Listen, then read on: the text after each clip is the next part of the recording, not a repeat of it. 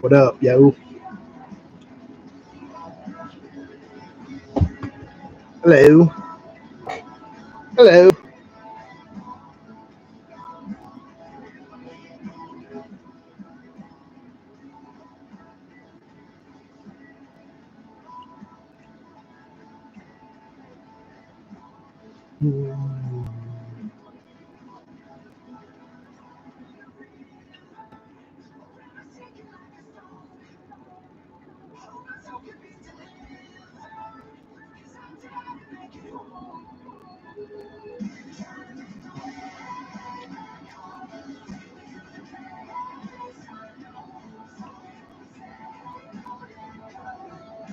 What up? So far, it's just Carly. So far, it's just Carly.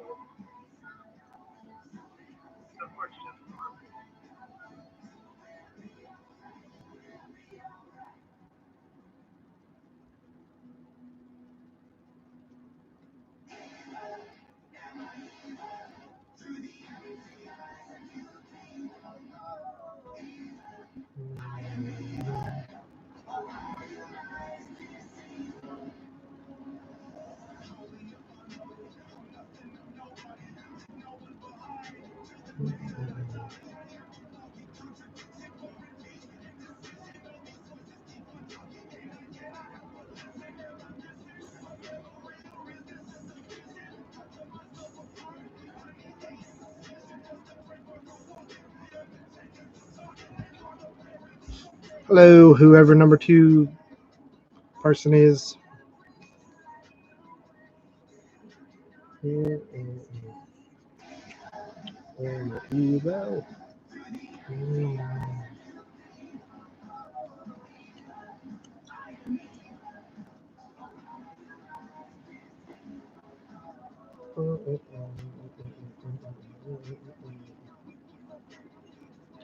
the hell is everybody?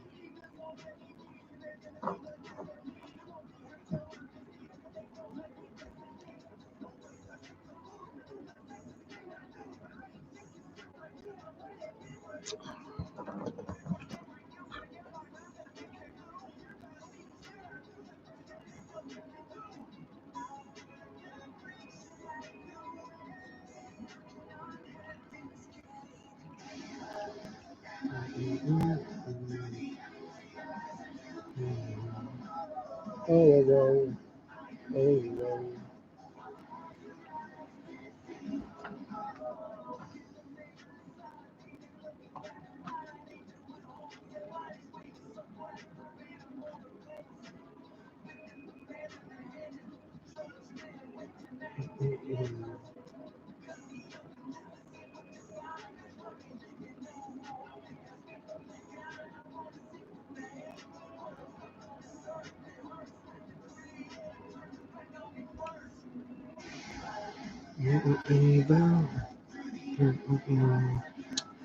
I guess everybody's busy this Saturday night. Hey, get off of that. You're gonna knock that over.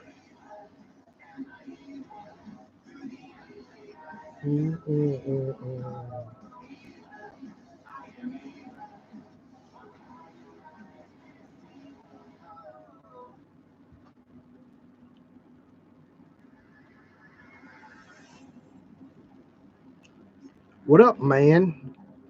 Great to see ya.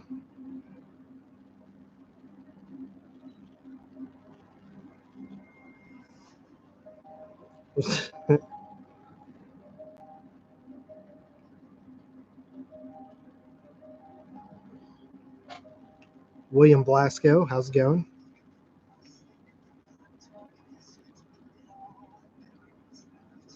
Mm-mm-mm-mm-mm. What's everybody up to tonight?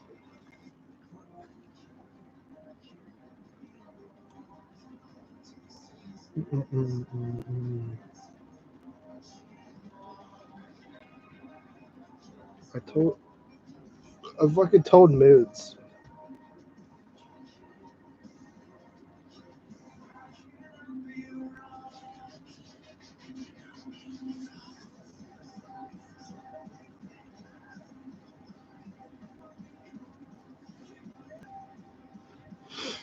Just done grilling. Nice. Grilling's always fun.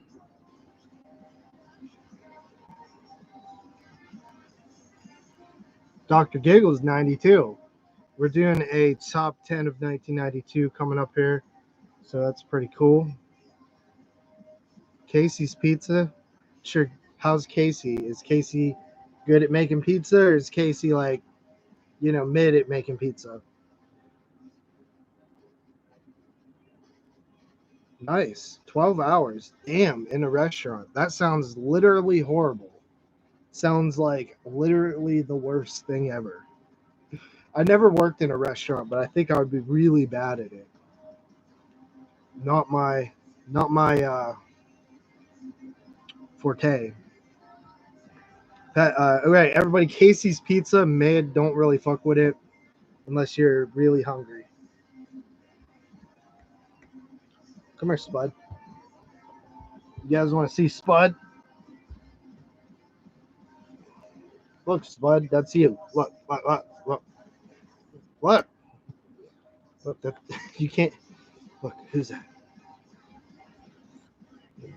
You don't even see yourself, do you? Stop it. Who that? Who that?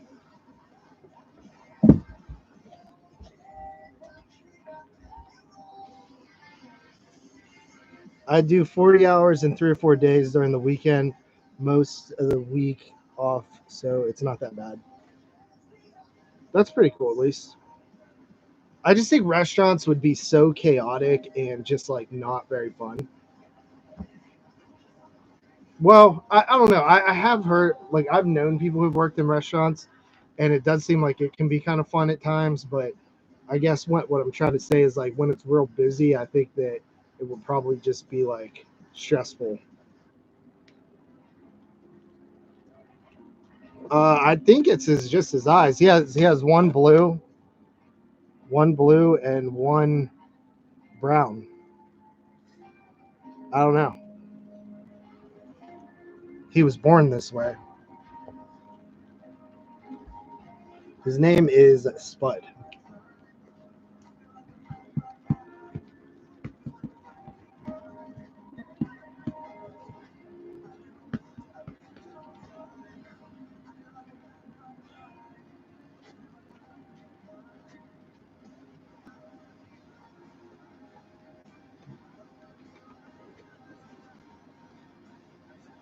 Yeah, it's a trip, but been doing it for 20 years, so I'm used to it. Cute doggo.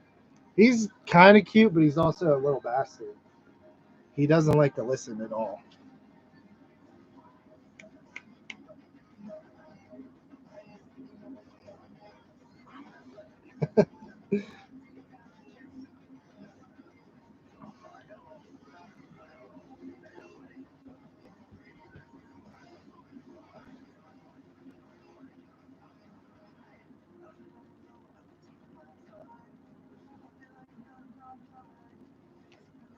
I'm actually surprised he doesn't see himself on the camera.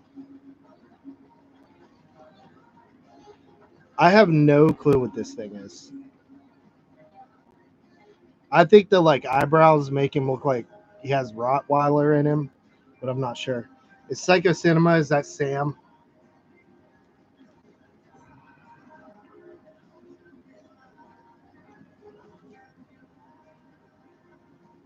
Woof.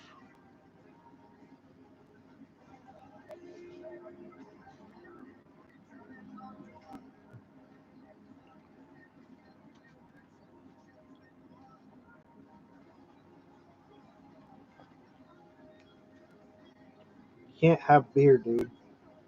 No.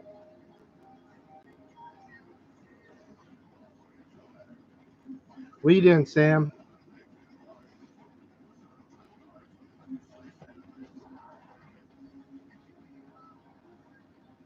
Man, what's everybody watching 92 moves tonight for, man? Yeah, I love Pet Cemetery too. In fact, I just watched it this past October. You know, it is kind of a Halloween movie. And just fun, dude. Like, I love Clancy as Gus. He's hilarious. Edward Furlong's cool. I like Drew. The real bad. What's the bad kid's name? The kid with the little cross earring or whatever. That guy's a dick with the dirt bike. Found out a local drive-in has free retro movies on Mondays and Tuesdays through the summer, but no horror. But they are playing Blues Brothers next week. Think of going. That's pretty cool, man. But no horror. No drive-ins are. I mean, that's where horror. They were made for horror, dude. That kind of sucks. You should try to talk to him and be like, "Yo, play some damn Lost Boys or something." Yeah, Sam, but you also prefer that garbage remake too of Pet Cemetery. So, all right, I love the original Pet Cemetery so much. I mean, I like I like the part two as well, but for different reasons. Like the original Pet Cemetery is literally like one of my top 25 favorite horror movies of all time. Pet Cemetery 2 probably not in the top like 100 maybe, but will it make my top 10 of 1992? That is the question. I'd be surprised if it didn't. I haven't dug too deep into 1992 yet. I think I'm about 20, like 30 movies in, I would say.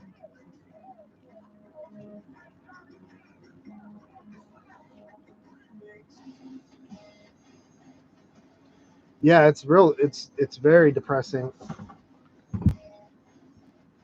but it's also like I watched that movie very young, and I feel like that movie did a lot to sort of teach me about death. You know, sometimes sometimes dead is better, right? So it's like it really is a a tale of don't try to hold on to things and let them go. And just in general, it sort of like taught me about death, which is pretty cool. He's come to his senses on the remake. How about that?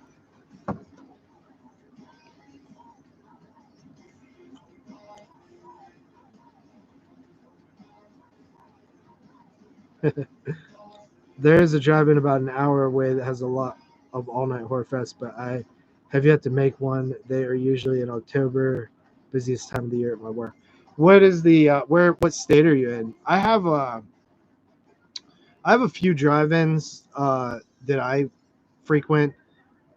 The My main drive-in has three screens and it's like 15 minutes away. Um, and they do modern movies, but in like October, they usually stay open in September and October, and they will do a lot of like mixed things. Like they'll do maybe one screen will be like two retro horror movies like Evil Dead 1 and 2, and then another screen will be like more like kid movies, like maybe like The Goonies and like Beetlejuice or something like that. And then like the third screen will be like new stuff, like two new horror movies that came out.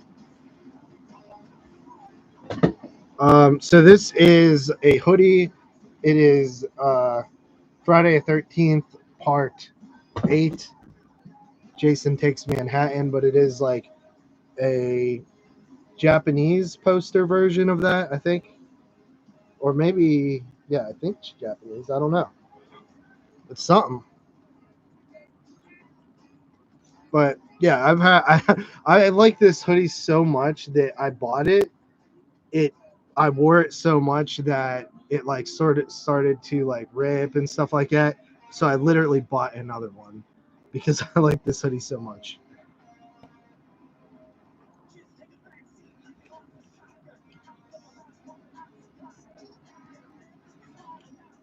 Um, Southern Indiana, like smack dab between Indy and Louisville. Um, that's pretty cool. I've never been out that way. There's one, my main drive-in I go to all the time, and then there's like a couple of other drive-ins that are a little further.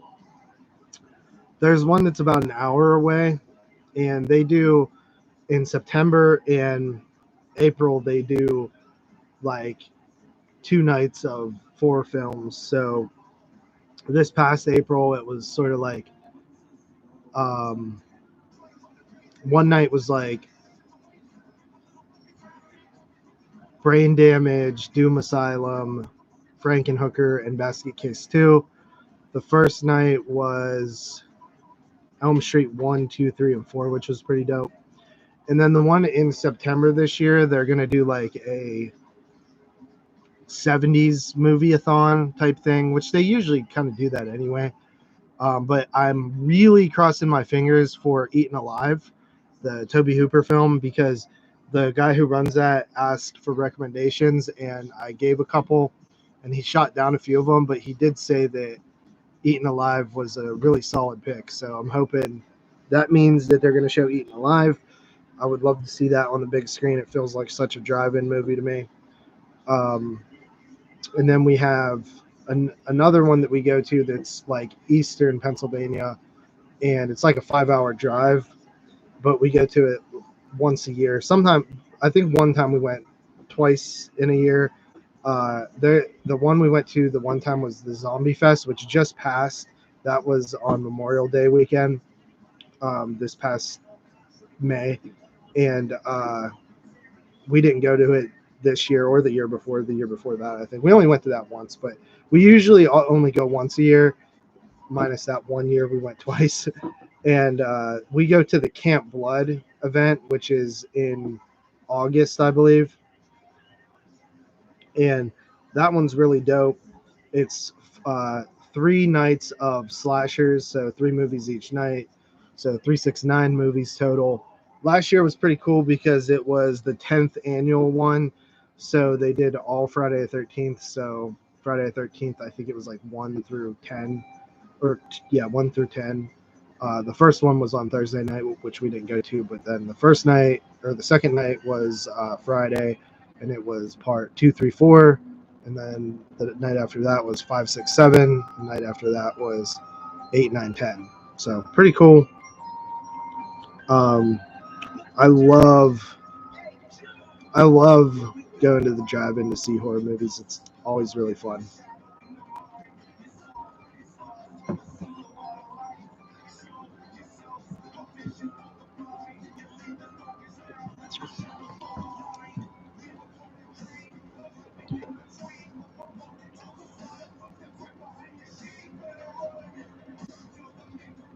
The big one is the Skyline Drive-In. Google it. They have a big event. Like, did they do the Joe Bob thing there once? The Jamboree or whatever?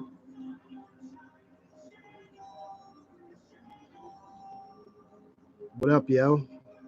Blu-ray addict. What's good, homie?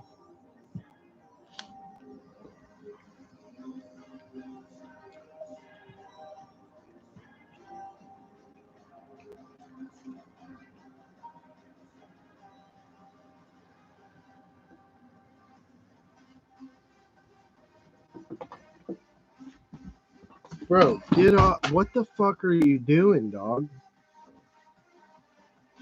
Are you looking forward to the new season of Dexter? I didn't even. You know what? Dude. So like, Dexter was one of my favorite shows ever. The first 4 seasons were some of the best TV I've ever seen. I was very disappointed with the rest of the show, and I was kind of skeptical when the New Blood series came out, which was just that 1 season thing. And then I watched it, and liked most of it because it felt like very like back to how Dexter was like best. But then I was kind of disappointed with the ending again, and I felt like it could have been done a little bit better towards the end.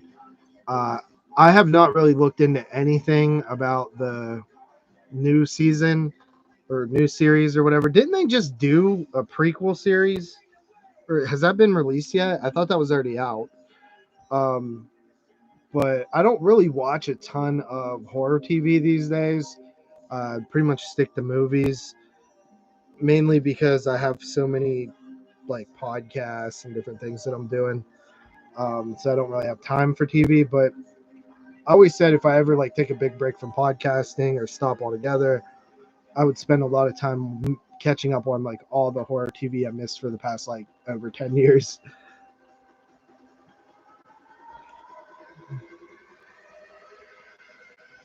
I see.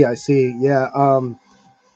Yeah, Joe Bob's cool. I could be wrong. I know he's done them. I think he did one in like I know he did one in the drive-in that I go to the first year. That was at the Mahoning. And then I want to say the next one was in Vegas or maybe the next two. But it could just also be that like the Skyline Drive-in might be a I mean, if you think about it, it's kind of like a pretty simple name for a drive-in, so there just could be like multiple Skyline drive-ins in the United States. But I do know it's like a lot of drive-ins are going bye-bye. It's like most of them are extinct. Dude, calm down. You're like shaking the camera.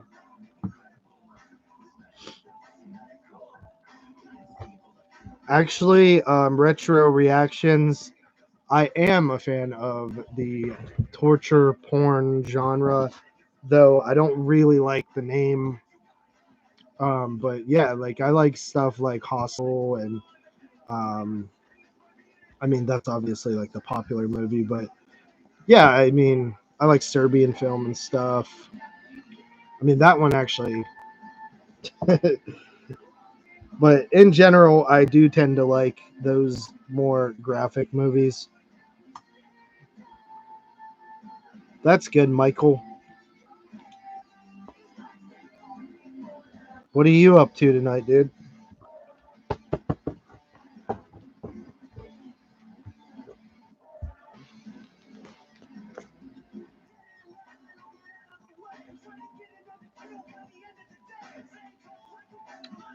If I could go back and watch one movie again for the first time, which do you choose? That is a pretty tough question, but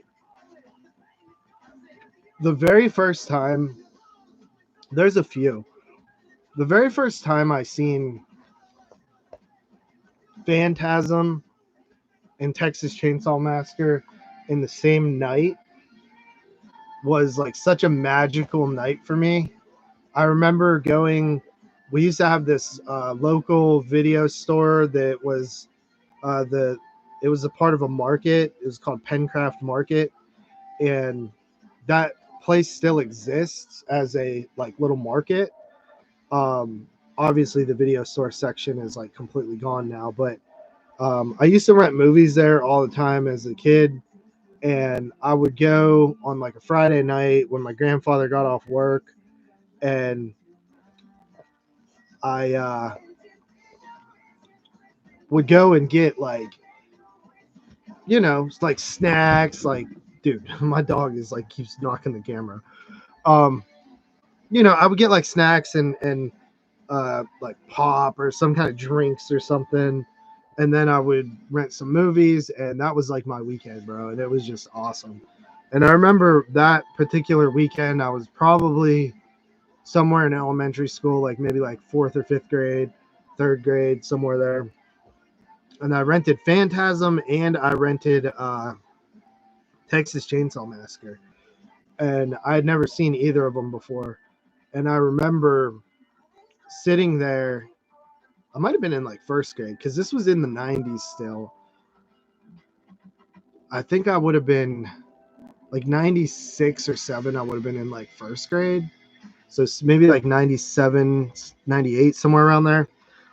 And I remember I was so scared. I popped in Chainsaw first. And I was so scared when they picked up the hitchhiker dude. He just creeped me out. And it added to the atmosphere that the movie was grainy as hell, and like the VHS was old, so it was just like the tracking was kind of fucked at times and stuff. So it was just real dope, like creepy. And I remember I was so scared that I kept hitting stop on the tape and just like taking a breather, like ooh, and then I would press play again, and it was just hella dope. And then I was so scared with that one, and then literally right after that I watched Phantasm, and that shit was scary as hell too. Like I remember when the tall man picks up the coffin, I was just like, dude, this is so crazy. So probably those two because it was such a fun time. But another like significant, like more recent one was like It Chapter 1. Like I just had so much fun at that screening because it was packed and there were so many people there. Another more recent one, but still hella old at this point, is Friday the 13th, 09, which to this day is probably the best theater experience I ever had. It was completely sold out. I've never been in a sold out theater since or before. Um, me and like 9 friends went, and like we couldn't even sit next to each other. It was so packed. We were all over the theater. It was just a blast. Everybody in there was having so much fun. I'm chilling in Santa Cruz. Just dropped in while I'm relaxing watching Knicks and Pacers. Might walk down to the beach in a few minutes. That sounds fun. What's up, Danny? Sam, stop spending $38 on t-shirts. Do you go to the movie theater much these days? Yes, I do. I For the last couple years, I've done really good at like trying to see everything that comes out that's horror. Um, I think like 2 years ago, my record was 45 movies. 2 or 3 years ago, 45, and that's not counting like the retro stuff I seen in the drive-in, or else it would be like 55 or 60 movies.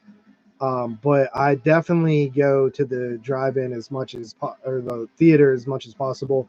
I said this year that I wanted to break my like regular like theater record, which was like 45. I'm off to a bit of a slower start right now because I was really busy with work and like this new job title that I'm working on and stuff at work. So I just like kind of put everything else on the back burner. But I do love going to the theater. To me, like seeing a movie in the theater is by far the best way to see it. It's better than any other way. Like to me, it's better than at home. It's better than, you know, it's better than the drive-in to me. But the theatrical experience can really heighten a movie for me. So I would really be sad if theaters went away. I mean, theaters around me are already starting to go away. My closest theater is like 45 minutes away. Haha, just kidding. JP, did you see him bring her back yet? No, I was gonna go today, and I end up getting busy. So I might go tomorrow and do like a triple feature of like Karate Kid, Bring Her Back, and something else. I don't know. There's like a Vietnamese horror film out right now, so I was thinking about maybe checking that out. It's at some theaters. I think Sleepaway Camp with the ending hit harder when you didn't see it coming. Oh, definitely, dude. I remember that to this day too. Me and my boy. This was back when I just told this story on the podcast, but I basically was when I got out of high school. I was just like home, didn't work, didn't have a car. I just like kind of bummed it around for a few years, and I was like living by myself for the most part. And my grandfather would like give me money all the time and shit, and he paid for my Netflix subscription, but it was back when you got the DVDs in the mail, and I was just so bored all the time that I just started watching like tons of DVDs from Netflix. And I remember I got Sleepaway Camp in the mail and Ice Cream Man, and I went over to a friend's house and we just like drank beers and uh, hung out, and he fell asleep, but his little brother stayed up with me and we watched those two movies. I'd seen Ice Cream Man before, But it was fun. He never seen it. And then we watched Sleepaway Camp, and we're just like laughing at how like goofy in the 80s it is and stuff like that. And then all of a sudden, bro, that ending hit, and we both, our jaws just dropped. We looked at each other like, what the fuck? And then the next day we were telling like his brother about it, and we're like, dude, it was like the craziest fucking ending ever, dude. Like, we were just shocked. So yeah, I agree. That one was really fun. What up, Andy? How's it going? Collectus TV, greetings from Ontario. Well, greetings back to you, bro, from PA. I didn't see what you said, Danny. But what up, bro? What did you think of Pope's Exorcist? Which one was that? I don't know if I saw that one. There have been a few exorcism movies that had come out the past couple years. There was one Exorcist movie from a few years ago that I seen. I was like very surprised by that it was better than I ever expected. That could be it, but I'm not sure if that was it or not. Favorite movie of the year so far? It is Sinners. Absolutely loved Sinners. Yeah, that Novocaine movie actually looked kind of cool. I didn't get a chance to see that. Yeah, Russell Crowe one. I'm pretty sure that was the one that I liked. I've been watching trailers for the last couple years, Mike. So, yeah, I've been watching trailers. I just hate them. I think trailers are awful. There are such things as great trailers, and there is like art to cutting a trailer. And I feel like most studios just do not care. They just want butts and seats. So they're willing to give away the best shit. Excluding the 80s, what is your favorite decade for horror? Mine is probably the 70s. Honestly, dude, that's a like super hard question for me because like I could tell you it's definitely not 60s or before. So the 70s I love because of some of the best horror films ever made came out in the 70s, and it was really groundbreaking. Stuff like Dawn of the Dead, stuff like Phantasm, stuff like Halloween, and then even like some of the lesser known stuff. Like we just watched The Nesting, which I guess was an 81 movie, but it was filmed in the 70s. And just like something about the atmosphere of the 70s movies is pretty awesome. And then you have a lot of good like giallos and stuff like that. So the 70s are up there for sure. The Exorcist, It's Alive. I mean, the 70s are definitely up there. Then we go past the 80s to the 90s. I have such a soft spot for the 90s because I just love that shit. Like, I know that there's a lot of bad movies, but I feel like there's also a lot of gems. And it's when I grew up, so I love the 90s. So, but I probably wouldn't pick the 90s as the second best. The 2000s, I think the early 2000s are a little on the weaker side. But once you hit like 2005, 6, 7, 8, 9, like you got some banger years in there. 2008, 2007, both great years. 2009 is a great year. And then I would honestly probably say the best decade outside of the 80s is the 2010s. From 10 to 19. It is, I mean, I think it's hands down the best outside of the 80s. The 70s are a close second, maybe. Hell yeah, welcome back. Pope's Exorcist was just okay, Danny said. Del Toro's Frankenstein trailer came out today. Oh, did it? I didn't even realize he was doing Frankenstein. JP, what you think about that new safety video volume 2 thing coming out from AGFA? I didn't know about it. I pretty much buy most AGFA stuff, so I'll definitely pick it up. I think AGFA has a really fun vibe. Like one of my favorite releases from last year was Santa Claus Conquers the Martians. It was just a fun release. I recently picked up one of their all of their stuff really. I think I haven't missed much, but I haven't cracked open a lot of the stuff that I picked up from them, but I do like the idea of them. So yeah, that sounds pretty cool because safety videos are hilarious. Thanks to Moods and the pod, I found great love for Italian cinema, and the 70s seem like the heyday for that. I mean, the 70s definitely have tons of great Italian horror. That's absolutely for sure. Another movie that from the 70s is Zombie, dude. Zombie is one of those movies that over the years, um, one one of one of the oh jeez, what the hell am I saying? I got distracted. Sorry. Zombie from '79 is one of those movies that I didn't really appreciate when I first seen it, and over time, I've gotten so much love for it. Like it's one of my all-time favorite movies now. I think when I did my original top 50 favorite movies, it was either at like number 50 or like right off the list. And now it would probably be a top 20 for me. I think it's great. Suspiria is another one that I absolutely love from the 70s, Italian film. Um, 69 to 75 was the golden age of the Giallo.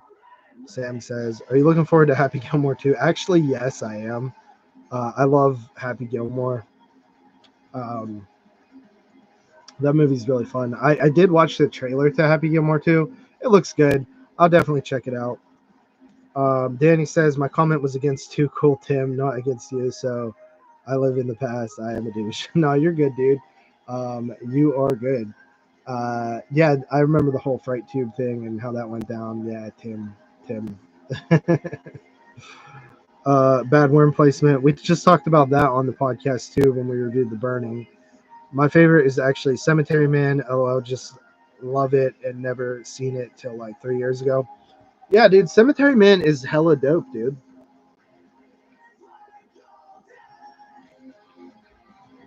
I got to see it in the theater or in the drive-in a few years ago, and it was a lot of fun.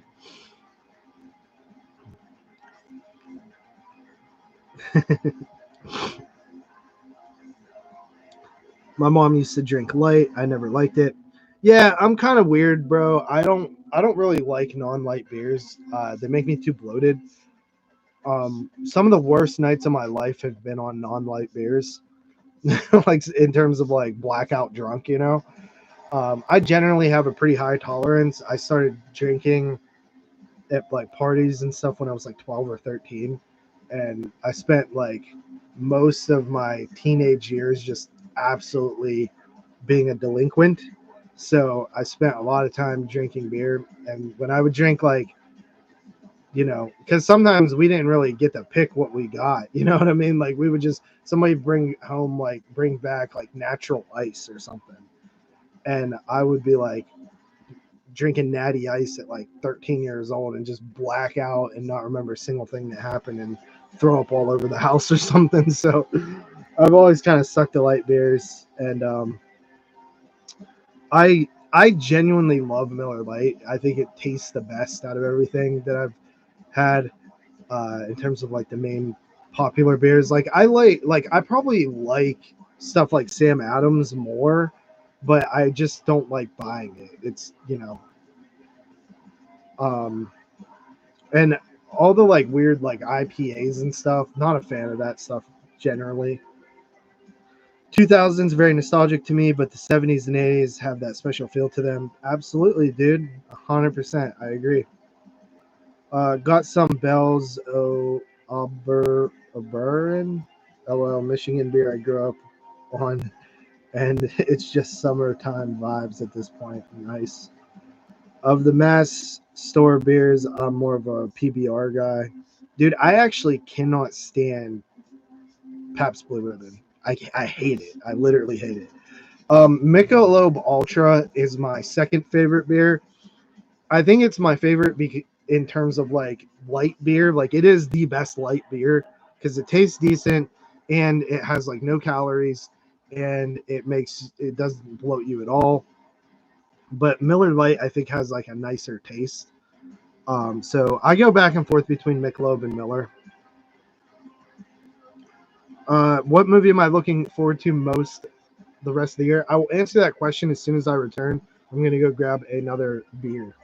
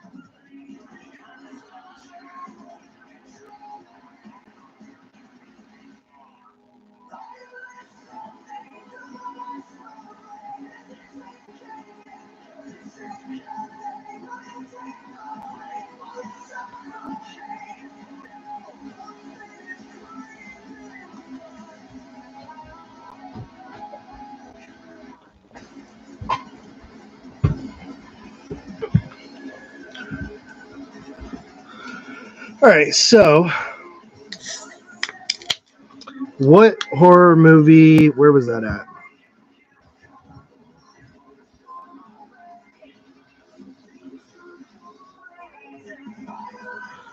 What movie am I looking forward to the most the rest of the year?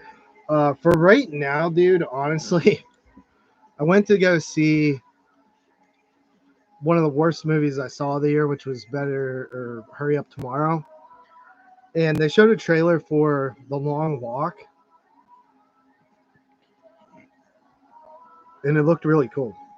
So I would probably say right now, The Long Walk, but there was another one called Him that looked really interesting with Marlon Wayans. And then there's a couple more like I'm probably forgetting that I know are coming out later this year that probably I'm looking forward to. But right now, like off the top of my head, I would say The Long Walk. Never been to a horror convention. What can you tell us about them? Retro reaction. So horror conventions are really fun for one. They're not what they used to be in terms of like if you are going to them to like meet people, it's not as cool as it used to be because before you used to be able to meet these people for like $20 and they'd sign as much stuff as you wanted. It's way more corporate now and more of a business. So that aspect of it is not fun to me anymore. And then but if you're going to like meet people or hang out with people, it is an absolute blast. Like we talk about Cinema Wasteland all the time. We go to Cinema Wasteland in Ohio. Like a bunch of us go. Moods, me, Tyler, Dave Z came last year. Andy came. Mason. The first year that Jeremy came last year, or the year before. The one year we had like a bunch of people that I met for the first time that came. So if you're going to like one that we're going to be at, it's going to be awesome. Um, it's truly just like a big party. Um, there's also like a lot of merch that you could buy, movies and stuff like that. In general, they're fun because you're just around a bunch of people that are like you. But if you don't know anybody, I would say that taper your expectations a little bit because you're really just going to go to like meet some celebrities and like buy some stuff. It's not going to be like as fun unless you're kind of social and you interact with people, which I do once I start drinking and, because I know so many people there already. Um, who's the nicest and rudest celebrity you ever met? Probably like one of the nicest people I've ever met. Honestly, dude, most of the people I've met have been very, very nice. Um, People that come to mind that were extra nice, Felissa Rose. Felissa Rose might be the nicest person I've met in the horror sphere. Um, it's actually funny, dude. Like, so at Wasteland 2 years ago, I'd met Felissa like two or three other times, And I met her again at Wasteland. We were talking to her and stuff, and she was like super nice. I told her that, I like how she interacts with fans, because like to a lot of fans, like this person is like really important to them. You know what I mean? And she always treats everybody very kindly. And I know it could probably get annoying meeting all these weird people. But at the end of the day, like some of these people like care so much about you and you don't even know who they are. So it's like to take the time and put away your like actual feelings sometimes, and to just like put on a smile and really try to genuinely like talk to these people. I think it's amazing. And I basically told her that. And like she was like so blown away that I like said all that to her or whatever. She was really cool. And then later I was like out in the bar, and she actually like made it a point to come talk to me and like give me a hug and stuff. And I just was like, this woman is the nicest. So Felissa Rose, definitely one of the nicest. I would also say Jill Sholin was a super sweetheart. Um, Miguel Nunez from Friday Part 5 was really nice. Linnea Quigley was really nice. Um, George Romero was really nice. Most of the people I've met were very nice. Another dude, the guy from, I always forget his name. He's the dude from Scary Movie, Officer Doofy. I forget his name. He's in like Hatchet, Victor Crowley or one of the Hatchets as well. Hatchet 3 maybe, I don't know. Dave Sheridan, that guy. He's really dope. Tom Atkins, also really dope. Who am I forgetting? Adrienne Barbeau, really dope. The meanest person I met was probably one of like Felissa Rose's like handlers. I know they're not like handlers, but like managers or whatever. She was kind of a jerk, but not really a celebrity or anything. And then outside of that, Corey Feldman was kind of a dick, but I didn't meet him. I just saw him interacting with people. So personally, I've not had a bad experience myself. Hoping to make it to, Andy says, hoping to make it to Wasteland again this year. Probably will fly this time. That drive was killer last time. Yeah, dude, I would love to have you. Obviously, it was really cool that you came, got to meet you. Hopefully, you had fun with us and stuff. I know we were all having fun. It was pretty cool. So, I'm sure you had a good time. I would love Andy to come again. Be honest, man. How many people here found JP through Moods and the pod? Hello, much the both of the OGs. Just curious. I would say most people probably found me through Moods.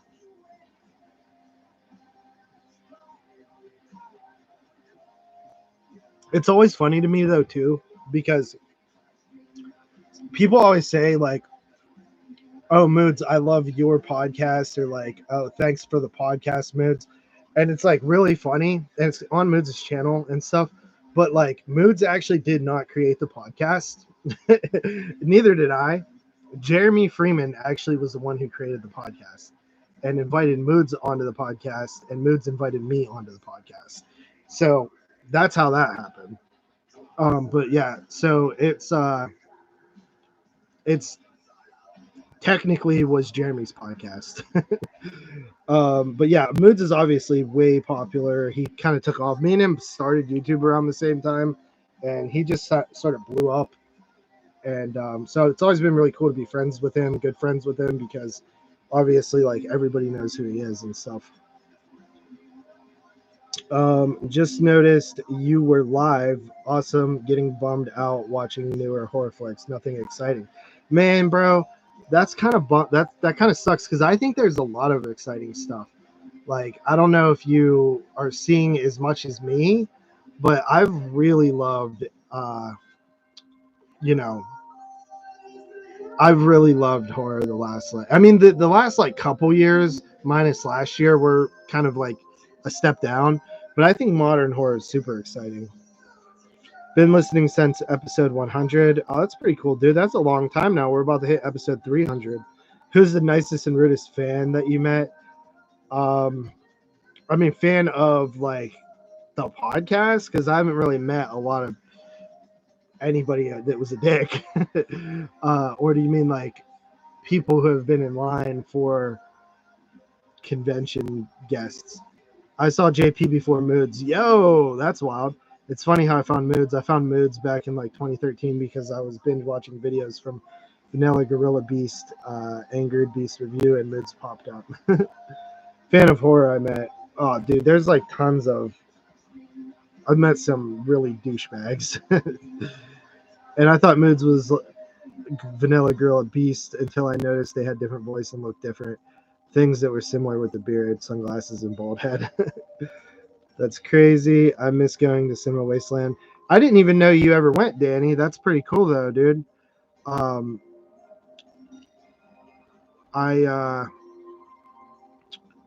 Who the hell is that? Yeah, I just started going to Cinema Wasteland like 4 or 5 years ago. But yeah, I've been listening. You just turned into a subscriber. Thank you. Hi, Doubleshot. Hi. Linnea was my favorite. Linnea's a sweetheart. Hello, chat. I'm a former actor. How did I end up here? An old one was Tom Hanks' first movie, B movie. He knows you're alone. Are you serious? That's kind of wild. I did think Peter Noster and the Mission of the Light was pretty good for a low-budget independent horror film. No one talks about that. Sam says, I want to make it up this year, meet the boys, and been blasting in my ears for years now, 3 years in a row. Yeah, dude, I mean, you should come to Wasteland. We have an absolute blast. Like, it really is super fun, dude. And the more people, the better, in my opinion. Like Tony's awesome. Moods, I think Erin, Moods' wife Erin is coming this time. She came like 2 years ago. She's kind of funner than Moods. I had a blast with Erin. Erin was super dope.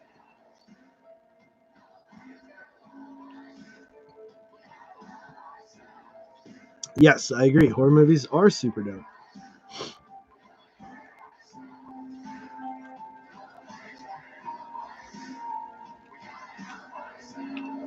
Hey, I'm glad you stumbled upon me too.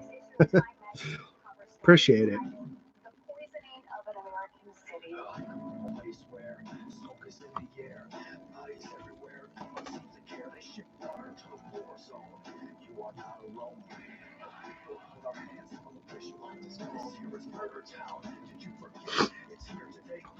JP, have you ever seen modern horror movie Dry Blood? It's really good. I recommend it. Honestly, it sounds very familiar, but I can't for sure say if I've seen it. But thank you for the recommendation.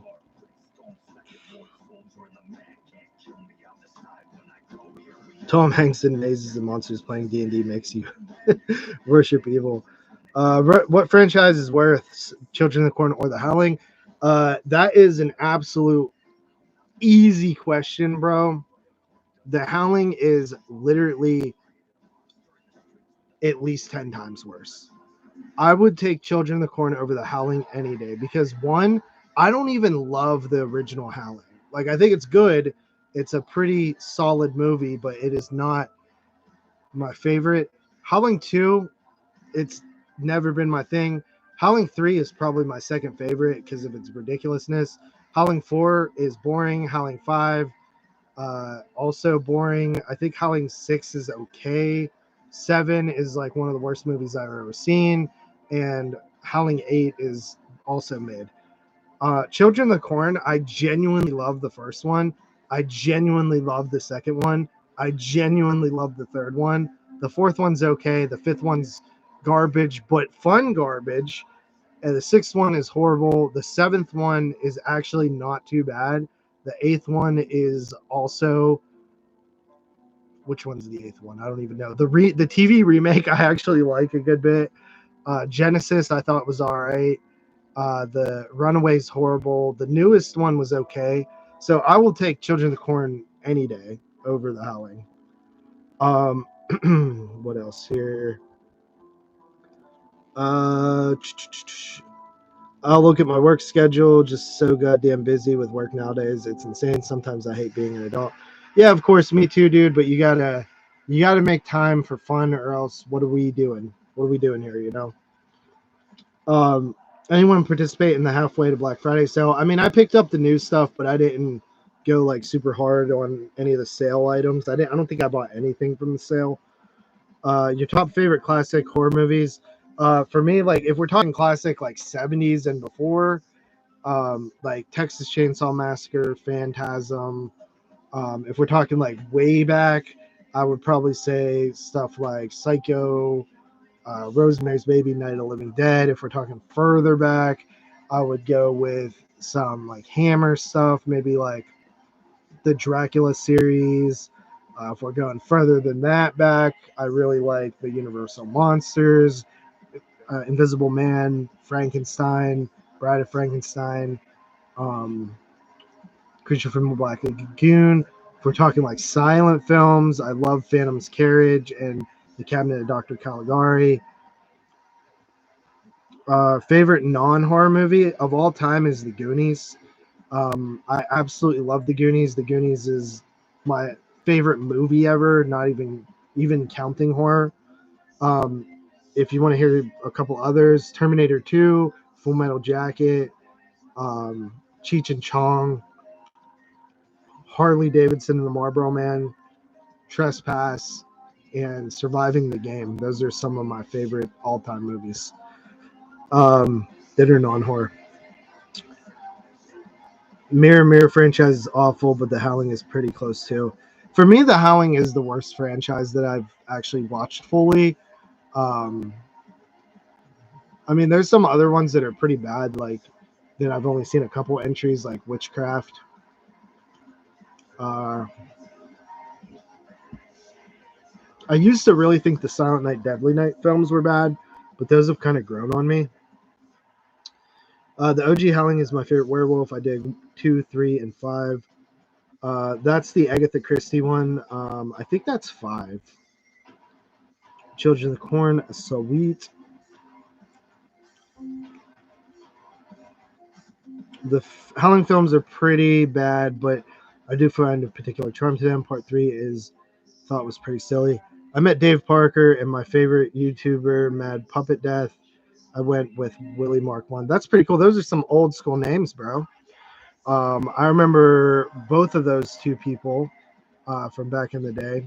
Obviously, Dave Parker is a good friend of mine. I've been to Dave's house a few times. Dave has been out here a few times. Big fan of Dave Parker, which is so weird because I always knew of him on YouTube. And then he was actually a host on our show for a solid over a year as like the third host after Jeremy left. And obviously, I'm still really close with Dave. So Dave is my boy. Is Tremors still number one franchise, or did Final Destination take it over? You mean in terms of like my favorites? My favorite, I think, is Friday the 13th.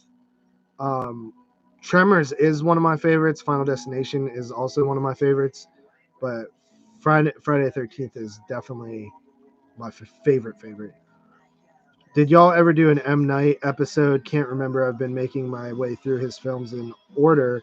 Some of his earlier films are better than I remembered. Honestly, dude, like we've never done an M. Night show, but I would totally be down. I know Moods is not like the biggest fan of M. Night, but I actually like M. Night a good bit. And I agree with you. Like, I think The Village is a great movie. And I think that most of his stuff I genuinely like. So I would be totally down to do some M. Night director spotlights. Goonies are good enough. Absolutely. Cyndi Lauper, love some Goonies. I remember hearing the story about George Romero and his wife going to your hotel. So badass, man. He sounded like a super cool dude.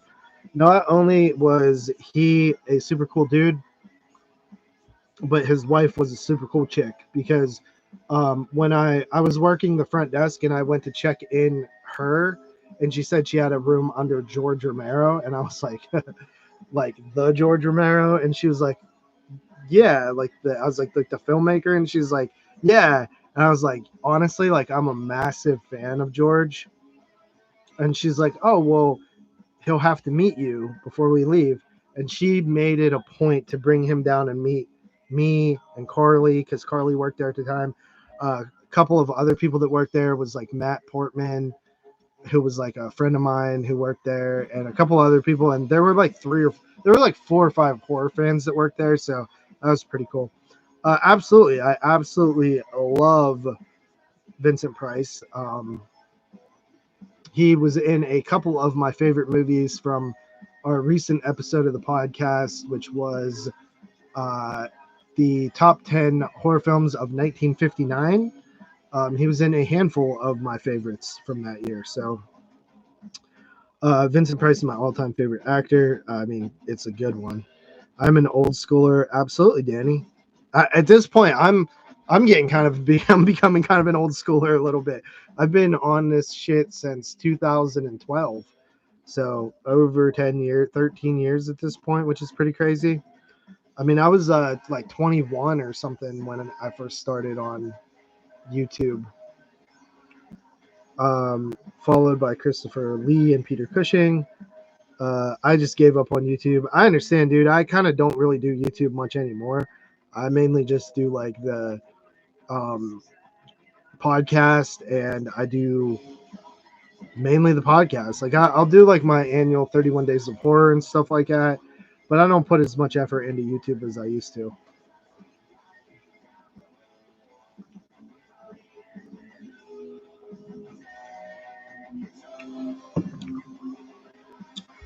Yeah, love Boris Karloff. Rest in peace, George. It'll always be a fresh wound for myself. He's one of my top 5 horror filmmakers of all time. I don't remember where I put him, but he was I think he had to be in my top 5. For me, I go like Wes Craven, Dario Argento, John Carpenter, and then honestly probably George Romero. Thank you, thank you. We got the Z Fighters versus the Ginyu Force, the Walmart special. Big fan of the Ginyu Force. I think they are hilarious. They are the best. But yeah, the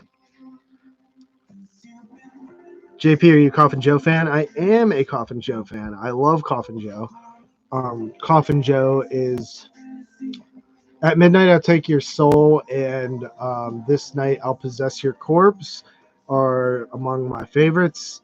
I love both those movies. I first seen those movies back, I want to say like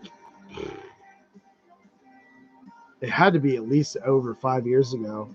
Maybe, yeah, 6, 7 years ago.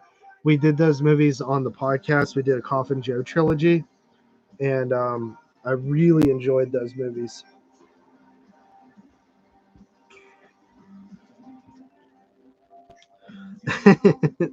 Yeah, dude, Ginyu Force are underrated comedy, dog. Like they are just the most goofy, but like I just love like the thing I love about the Ginyu Force too is like Frieza is like such an evil asshole that he keeps the Ginyu Force around. One, because they're very good fighters, but two, like they just entertain him. Like he loves their shtick. He loves it. Or I think Frieza's a he, right? I was in Walmart earlier looking at DVDs. It made me miss the old days of collecting, picking up random DVDs, not knowing shit about the movie. I feel like as a collector, we are spoiled nowadays. I agree, dude. I did the same thing as you. The other day, I went to Walmart. I haven't been like in Walmart like looking to like buy anything in a long time, and I actually picked up a handful of stuff, dude. And it was pretty fun. I enjoyed that. I wish that was part more. I wish that was like something I did more often or had the ability to do more often. Is Art the Clown a horror icon? Absolutely. Abso-freaking-lutely. Art the Clown is a big time horror icon right now. Probably the biggest horror icon since like Jigsaw or something. I'd honestly, maybe, yeah, I would honestly probably say the biggest icon since Jigsaw. Update videos feel all the same, kind of why I stopped. We just showing the same stuff. Yeah, yeah. Have a great day, JP. Going to bed, my friend. Absolutely, Danny. I will check you next time. Have a good night.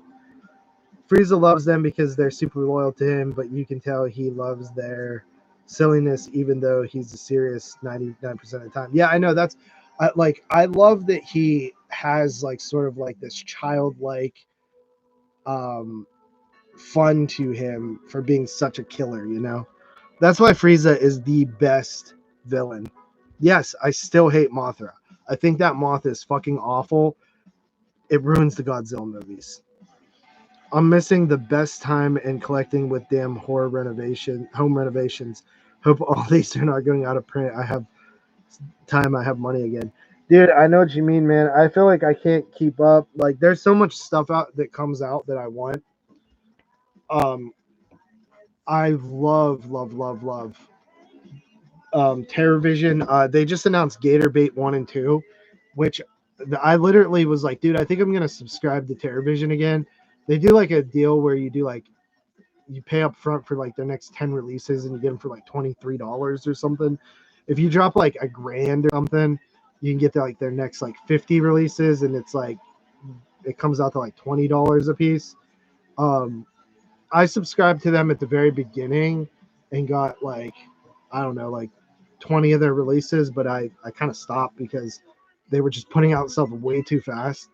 But they've been putting out so much stuff I want, like Rumpelstiltskin and that slasher box set that I think I missed out on, and now the Radioactive Reporter, and now Gatorbait 1 and 2 are musts. I miss Anguirus is my least favorite Godzilla kaiju. He's just a big Ankylosaurus. Ankylosaurus. I wouldn't worry too much about them going out of print rapidly unless it's specifics. It's a super limited edition. Italian Horror Month is always one of my faves. You guys do so many great recommendations through the years. Yeah, I think we're gonna do some. Like last year was obviously a special year for the Italian Horror Month. It was the 10th year, which is just incredible that we've been doing it that long. But I would like to. So we had the ranking of Dario Argento's filmography. We had the zoology show, which was like the killer crocodile, alligator show. We did a top 10 Italian horror films, not counting Argento stuff. And then we did, what the hell was the other show? I don't even remember. But I think we want to start doing like the rest of Fulci's filmography and sort of eventually get to like a ranking of his films. So I think we're going to do more director spotlights next year. But we also have some other ideas, maybe do some like other not like director spotlight type shows. Like we were thinking of just picking, like, because there's some filmmakers that only have like one film or two films that we've missed out on. So we might just do like, you know, like some sort of like themed show that's not a director spot. Like, I don't know. We've sort of talked about it a little bit, but we'll figure it out this summer and figure out what we're going to do for the 4 episodes.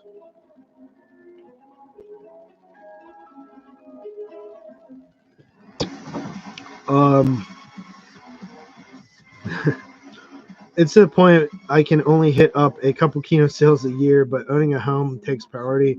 Maybe I luck out and can buy secondhand in a couple years. Dude, I know what you mean. Like, I just got like some like increases at work and things like that and pay, and it's been nice to have like a little extra spending money. But I also don't have like crazy bills either. Like, I don't have like a mortgage or anything. I own a house that's paid off that I purchased from my cousin, that's been in the family for a really long time. So I don't have like crazy bills, so it's been kind of fortunate for me. But I still feel like I can't afford everything that I want for sure. Car payment and stuff like that is always a pain in the ass. I like my car that I just paid off a car and it completely.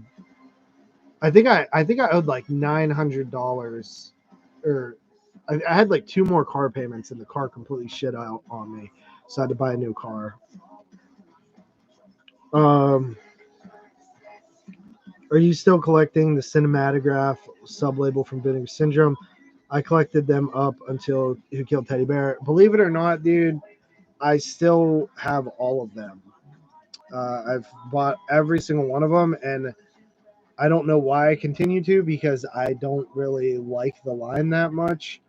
However, I was gonna end last year, but like the last couple they put out, I actually kind of enjoyed, like Shanks and Who Killed Teddy Bear, and I think there was another one that I really enjoyed too. So I ended up sticking through, and I still got all the new ones that have come out this year. I think eventually I'll drop off the label, but I don't know. We'll see. Um, I think there needs to be some more Irish horror shows, or maybe perhaps Bollywood horror. We have talked about doing a Bollywood horror show.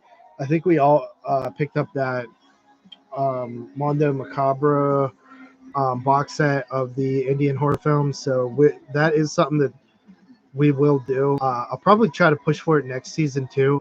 I talked to the guys. There's a few shows that I want to guarantee do next season, stuff that we've talked about for a long time. One is I want to do the first set of 8 films to die for. That first festival there. Gonna do that. And then what other one did I want to do? I want to do like a um, folk horror show where we just take like 3 random titles from the All the Haunts BRs box set, 1 or 2, and review those. And there were a couple other shows that I wanted to do, but I think Bollywood would be fun to do. I'm also down to do another Irish horror one. Maybe St. Patrick's Day we'll do that.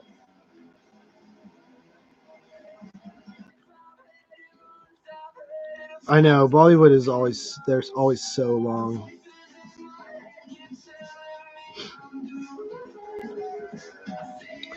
Dude, honestly, bro, like I try not to upgrade, but like so as of right now, this is how my collecting has been going. I'd probably say 80% of everything I buy is Vinegar Syndrome related. I do subscribe, so sometimes I just automatically upgrade stuff based on the fact that they put it out and I get it. Like Let's Scare Jessica to Death and um, The Dark Half are both upgrades for me. I already own the Scream Factories of that, or the Kino, or whoever put that out, and so those are both upgrades. And I'm not really a fan of upgrading. So at first, when 4Ks were first coming out, I did buy like a lot of catalog titles that came out, like Alien and Full Metal Jacket and um, Super 8 and The Thing, and just like random stuff that I wouldn't buy now, just because it was like new and I wanted to support it. But I really try to not upgrade unless it's like, with a few exceptions, like if it is a George Romero movie, if it is a Dario Argento movie, a Wes Craven movie, I will upgrade them. Like some of the classics, or if I just think it's like one of my favorite movies that I think will look really great on 4K, I'll upgrade. Like I think like some of my favorite 4Ks are stuff for Argento movies. I think his movies do so well on 4K. I mean, to this day, I think Suspiria is my favorite 4K. So Suspiria, I think, is one of the best. The Blue Underground titles that I've upgraded are really good. Uh, so that's another ones that I've upgraded.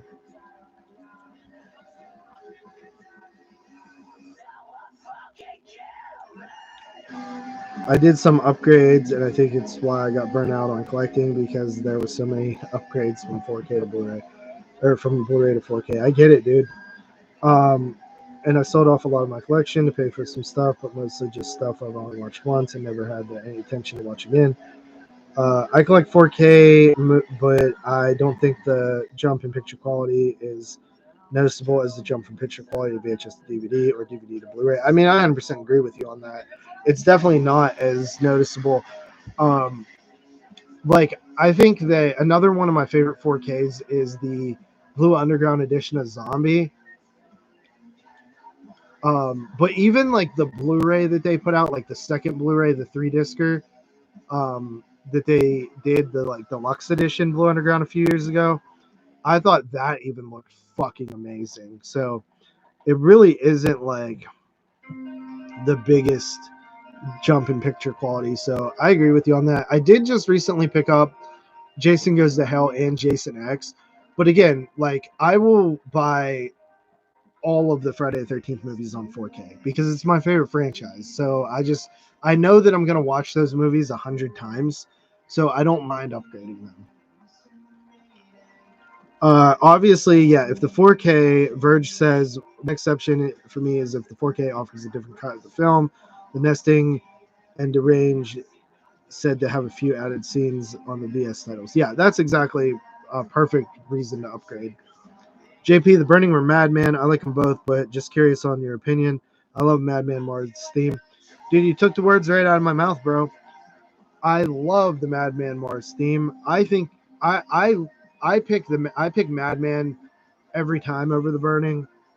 The Burning has grown on me. I used to not really care for it that much. This past watch, I liked it a lot more. But yeah, I mean, I think Madman Mars is dope. Um, I'm ready to get rid of my horror collection. I've met a lot of people who are doing that currently. Um, so I can see that. I see a lot of people doing that. I'll probably never give it up just because I don't really. It makes me happy, So I'll just keep collecting probably.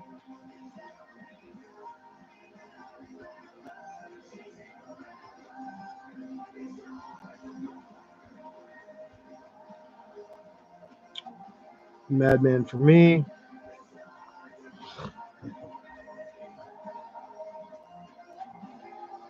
That is a hot take, bro, because I cannot see that. Like, and as somebody who didn't really care for Friday the 13th, the original, as much as I did the rest of the franchise, it took one night of me seeing it in the drive-in to completely fall in love with the original Friday the 13th.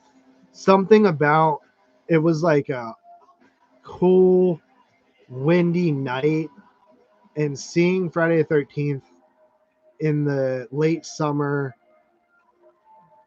outside on the big screen just like hit so hard, bro. Like you have like the rain in the movie and stuff, the sound. It just like it made me fall in love with that movie. I think the labels I will stick with mostly are Vinegar Syndrome, Severin, Mondo, um, because they just touch stuff I love a lot. Arrow is great sometimes, kind of shit other times. Shout, Scream is falling off. I agree with all that pretty much. Vinegar Syndrome is like mostly what I buy these days. Yeah, Scream Factory is old news. The black exploitation box sets are dope, though. I won't lie. I agree. I will definitely grab both of those. I love black exploitation films.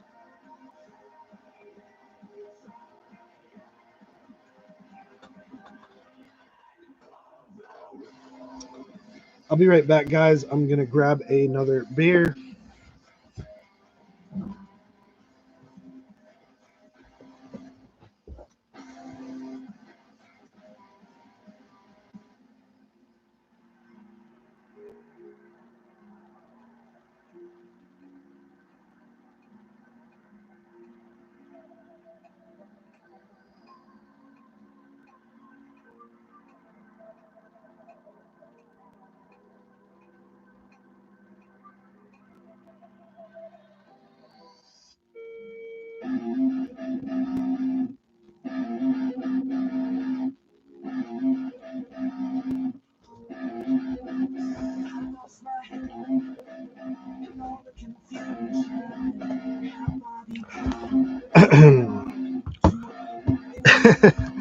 Let's see here. What did I miss? But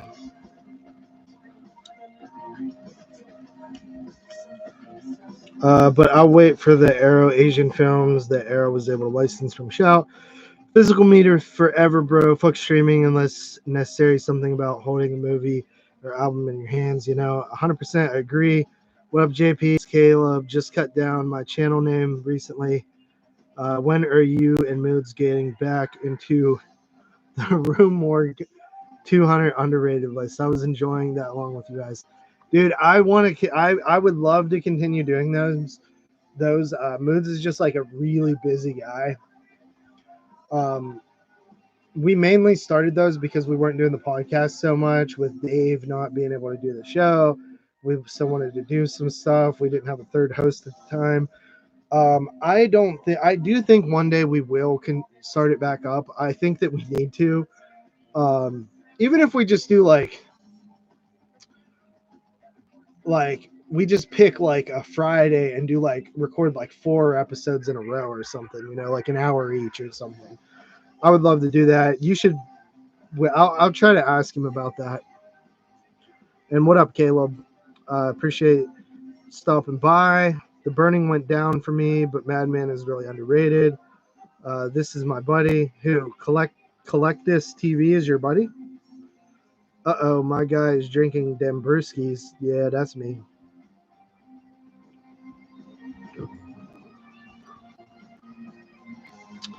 Let's see. Yeah, I think the original Friday gets unfairly judged, probably because Jason isn't the killer. Only part 2 can challenge it for me. Although I'd get the love for part 3 and 4. Verge, my favorite is part 4, although I feel like that's starting to slip a bit.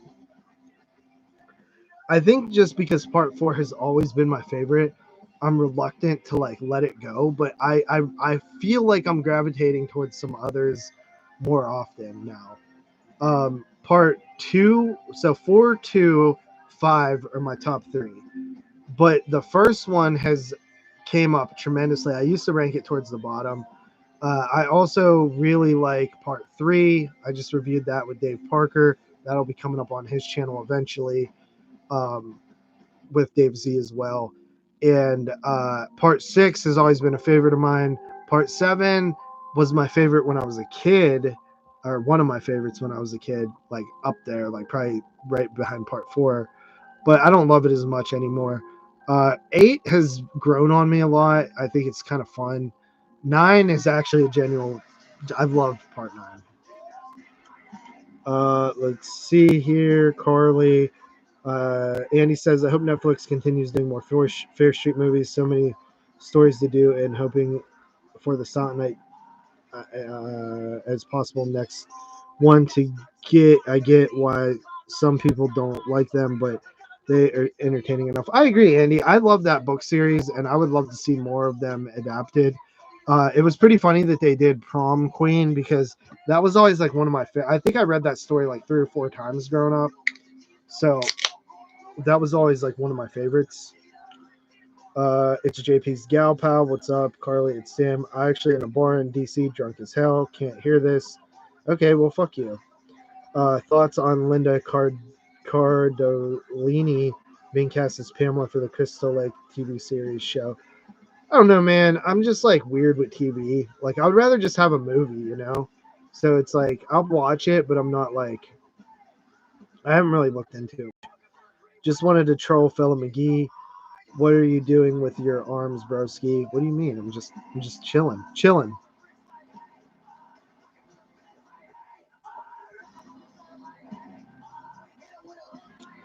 DK Nez says, what's up, JP? Been listening to the pod since like 2018. That's pretty awesome, bro. Glad to have you listening. Appreciate it. What about horror movie pod? I wish, bro. Hey, JP, you need to do another one of those all-night horror marathons. I think those are cool. Moods did a couple also, I think. Yeah, dude. Me and Carly were just talking about doing one of those. The main reason that I haven't really done one is because, one, it was very hard for my schedule and Carly's schedule to line up. But I will say that with my new work schedule, we have the same schedule now, more or less. So it is possible. Another reason why I have been reluctant to do one is I just hate editing videos. I just never feel like doing it, and I just hate doing it. But I think it would be fun to do. What up, JP? What up, Johnny Pendergast? Gast.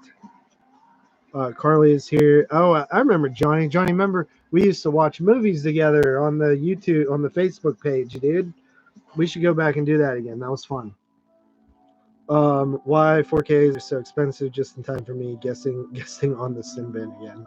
What the fuck? My favorite Friday is parts 2 and 3. Those are good ones, man. Friday 2 is awesome. The worst part of the original Friday is the bad what?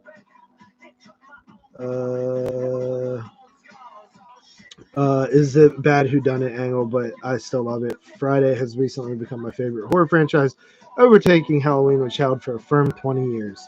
Pretty cool, dude. Uh, Final Chapter is a perfect slasher film. Agree. Part 3 always been near the top for me. Never understood why it's so overlooked. It's funny you say that, Mike, because I remember at one point Friday the 13th Part 3 was like everybody's favorite, like when I first got on YouTube. My top 5 Friday the 13th movies are 4, 6, 7, 5, 2. That's an interesting list. I love Jason Goes to Hell now as well. I used to fucking hate it, but I have a blast with it now. It's ridiculous, but it's the 9th goddamn entry. What do people expect? That's my argument, dude. They were just doing all kind of crazy shit by that point. Any chance Parker makes another appearance on the pod next season? Seemed like perfect co-op while it lasted. Understand everyone is busy. Yeah, dude. I mean, Parker definitely will be back on the show for future episodes. I would like to get him at least once or twice a year. He just is very like structured in schedule. Like he's very routine. You know, he wakes up at like 3 in the morning and goes and works out. Then he goes to work. Then he comes home. Then he eats. Then he watches movies. Then he goes to sleep at like 8 p.m. And me and Moods are much more like later working people, like later, like content wise. Like we do podcasts till like midnight or like 1 a.m. That just doesn't work for Dave. But I'm hoping like for the top 10 of the end of the year, he'll join us. I think he will every time as long as he watches movies that year. Like if the year sucks, he probably won't do one. If the year's good, he'll do one. What up, Carly? When's the Slumber Party Massacre return upcoming? That's Carly. Question. I don't get all the hate for Fear Street Prom Queen is getting. It's nothing amazing or groundbreaking, but it was fun. Direct a streaming slasher film with fun kills. That's what Mid said. You can do a live 24-hour stream with no set guests and let people show up and leave as they are able. We did that before, dude. We did that for the Joe Bob. When Joe Bob first came to Shudder, when he did the 24-hour marathon, me and Jeremy did a live stream of that whole 24 hours. It was brutal. I almost died. And we did have guests come on and stuff like that. But I remember when they did Daughters of Darkness at like 4 a.m, I almost died. I still talk to Jeremy every day, dude. He's a friend of mine. He just is out there in his thing. He's actually coming out here, I think next week to hang out. So that's pretty cool. We're going to go to a theme park and stuff.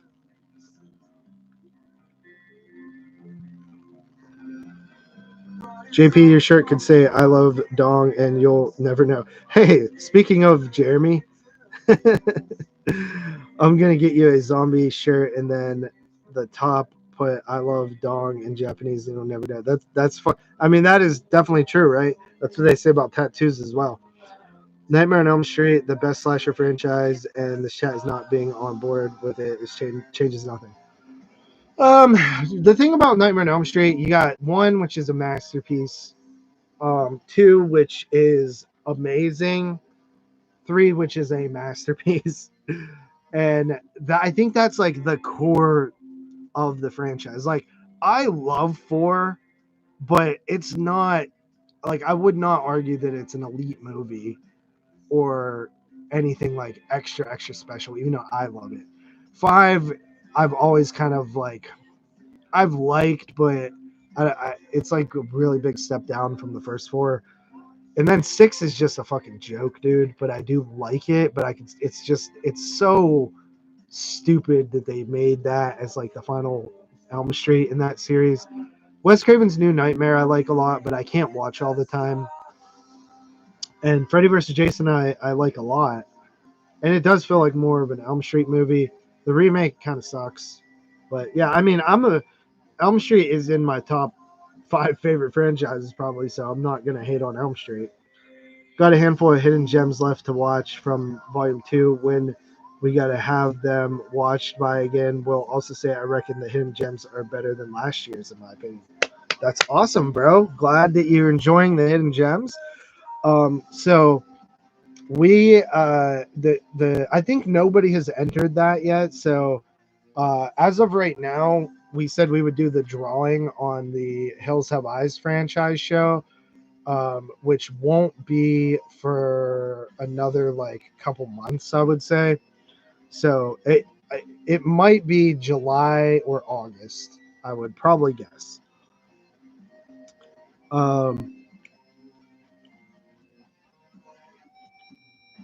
FS Prom Queen was mediocre. Just because we like horror doesn't mean we got elevated weak stuff. Mike Merriman falling asleep on the 24-hour Joe Bob stream is iconic. Well, did he do that? I don't even remember. Daughters of Darkness at 4 in the morning. Yeah, it was rough, bro. It was rough.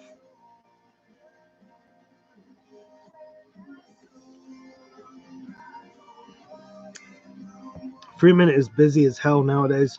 4 is solid as a diminished returns version of 3.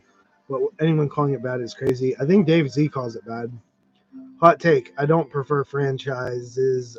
Would rather watch standalone movies most of the time. I get it, dude. I feel like most people are like that, so I don't think it's like a real hot take. Personally, I love franchises. I think the reason for me is like when I love a movie, I just want more of it. Nightmare on Elm Street, best to worst for myself is 1, 2, 3, New Nightmare, F versus J, 4, 5, Remake 6. I would probably go. For the first time in my life, the first one almost overtook the third one. But I will go 3. I still think 3 is the best. It's the perfect Elm Street movie. 1 is second best. Love it. 2 is next. Then I would probably say 4, Freddy vs. Jason. 5, New Nightmare. 6, Remake. I think I would go like that. I mean, it does have the best soundtrack. That's for damn sure. I agree with that. Again, on the hidden gems, I'll probably do a video response again on my channel if that's cool. Trying hard not to hate on Tyler's picks this year. Jokes, they're better this year. I give you full blessing to hate on Tyler's picks because he does it to himself. But yeah, absolutely do a video. I prefer a video, honestly. So definitely do a video. Nightmare on Elm Street for myself from Sam 3172 remake 5-6. Remake over 5, huh? Interesting. To me, franchises work best when it's a string of sequels that release within a year or so of each other. This trend, retroactive retcon remakes decades after the franchise stopped, is lame. I mean, it is kind of lame, but I will always watch a Halloween movie. That's the thing, dude. Like, I don't know. Like, for me, even though I didn't like Halloween 18, I did like it when it came out, but the more I saw it, the more I didn't like it. And Halloween Kills, I thought was like slightly better, but still didn't really care for it. Even after those two, I was still mad hyped for Halloween Ends. Just because like it's so iconic and interesting. Like it's such a big feeling thing in horror. Like anytime, like when the new Halloween comes out, everyone's talking about it. And I just love the collective community of franchise movies. And I did like Halloween Ends more than the other two, but in hindsight, let's say how many years now has it been since that franchise has ended? In hindsight, bro, those movies, were not what I wanted at all. Like, they leave a bad taste in my mouth in general. Maybe years from now, I'll find an appreciation for them, but they just were very disappointing. Yeah, they were very disappointing. Um, Blu-ray Addict says my NOES ranking is 241 3. Freddy vs. Jason 5 New Nightmare Remake 6. That is crazy, bro. You really have 3 ranked at 4. That is wild. I do love part 2. I really do. But man, 3 I just think is perfect. Subtitles on or off from watching a movie. Always on, bro. Always, always on, no matter what. I get mad when they don't have subtitles. Recommendation for psychological horror films, not supernatural. Evolutionary, sleeper, psychological horror. Let's see. Like if you want to talk like older stuff, like I think like Jacob's Ladder is really good. Identity's really good. Um, I think Secret Window's pretty cool. The Stephen King movie.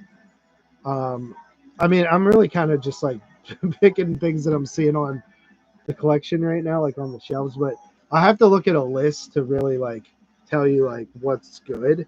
But I do love a good psychological horror film. I'll tell you what one is not a good one. That's Hurry Up Tomorrow, the movie that just came out a few weeks ago.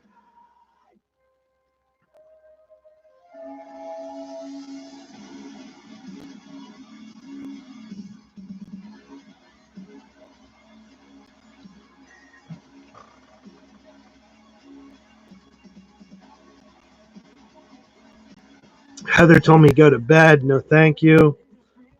Um, Hot take: Daniel LaRusso's mom in original Karate Kid was banging, yay or nay? Not hot. I absolutely. I would. I absolutely. If I had to put Freddy vs. Jason in, I would rank it above remakes. Heather said go to bed. I say no. Halloween movies have the crutch of Halloween, the holiday, and Michael Myers himself. It never matters if the movies suck. At most, the franchises do. NES thriller I am. He's putting me to sleep with his rambling anyway. What else here? Sam says, I actually dig a lot of what the remakes was trying to do. Micro nap sequences are dope. I get that. I like those as well. Gotcha. I dug. I like the actors overall, but the effects are kind of whack. For me, like Nightmare on Elm Street, if you're like the biggest sin to me is like the Nancy Freddy coming out of the wall sequence. That sequence pretty much sums up the entire movie and my feelings towards it, because it's like why even do it if it's gonna be bad? Why even do it if it's not gonna be on par or better than the original effect? Like, how can you look at that and be like, yeah, this is great? Like, it just puts such a bad taste in my mouth that I don't even care what you do with the rest of the movie, because you lost me. You literally lost me in that scene. Um, And the makeup for Freddy, despite being accurate to a burn victim, looks like Voldemort. Okay, that's another thing that I disagree with.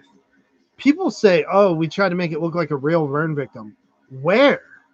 Where did you try to do that? Like on his face?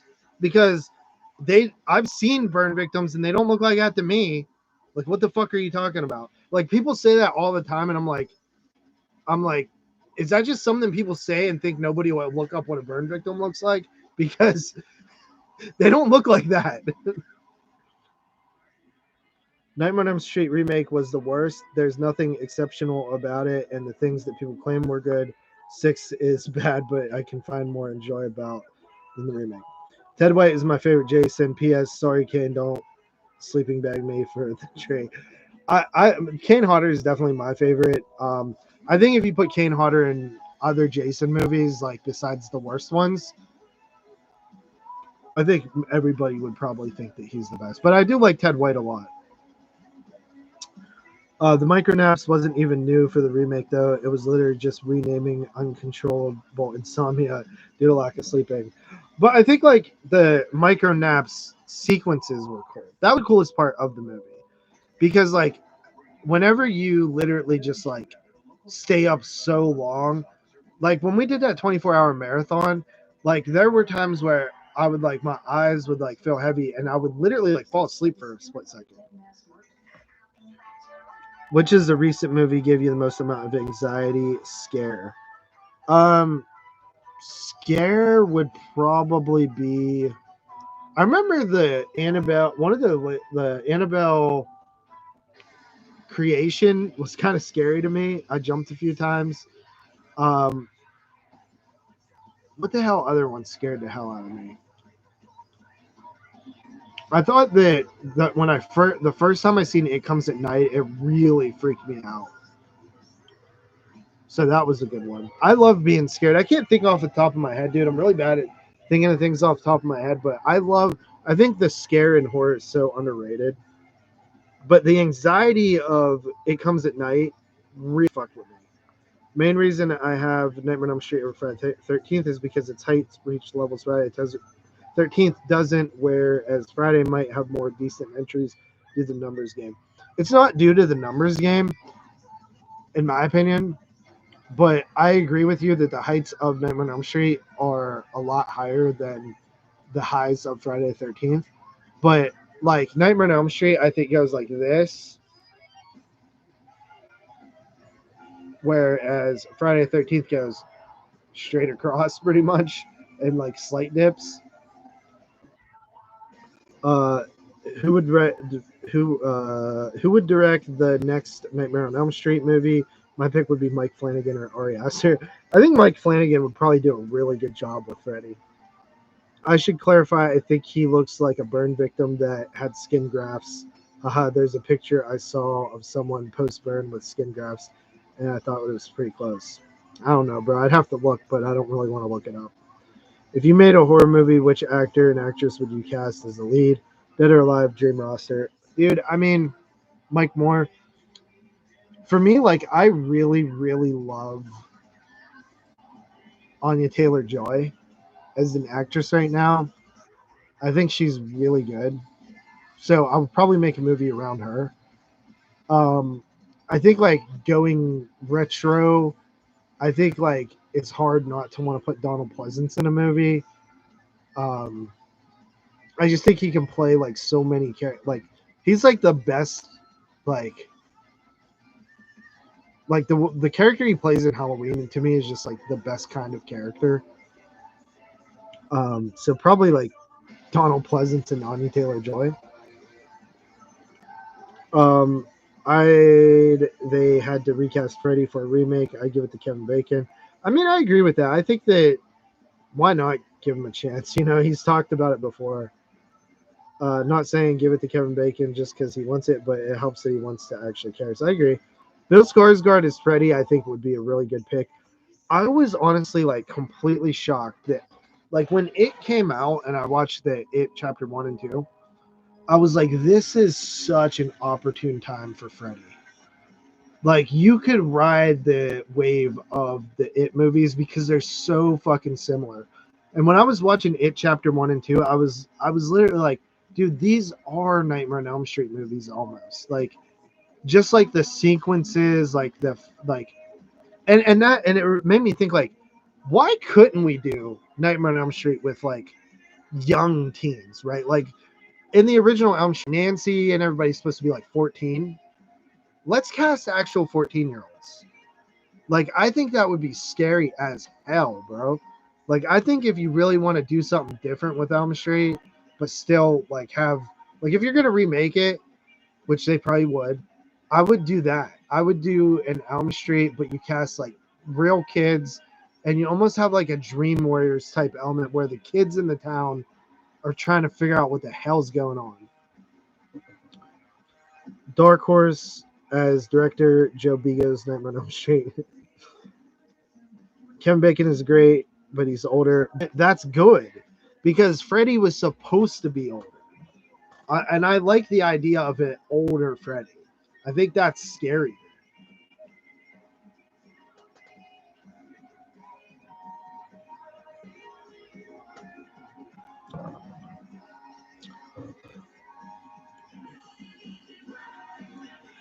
I think Bill would be pretty good. Yeah, I agree. As long as he doesn't do it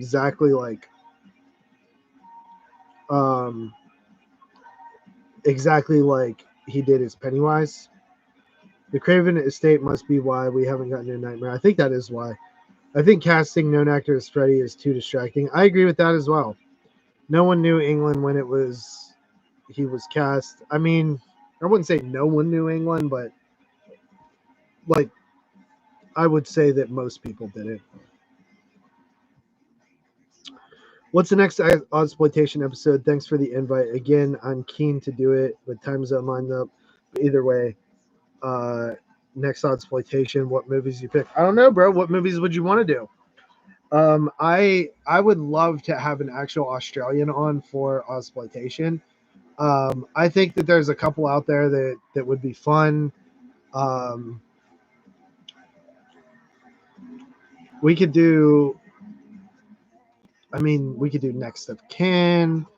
We could do. What is that one called? The Strange Behavior. Fair Game would be fun.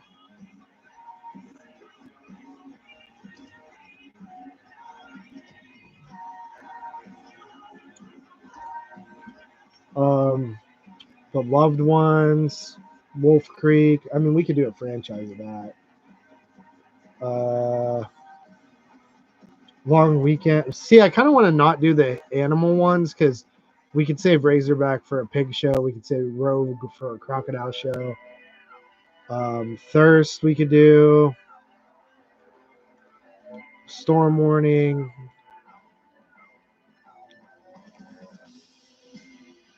What else you got? Howling 3, the Marsupials. Houseboat Horror. That would be a fun one. I think Houseboat Horror would be a really fun one. Bill Skarsgård for me is too tall, and see his mannerisms would mimic Pennywise maybe too much. That's the thing that I was thinking too.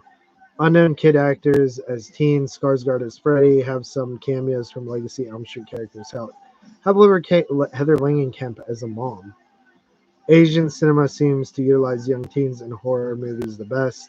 Does it? Yeah, you invited me on the Valentine's episode of the pod. Again, it's Caleb from Australia.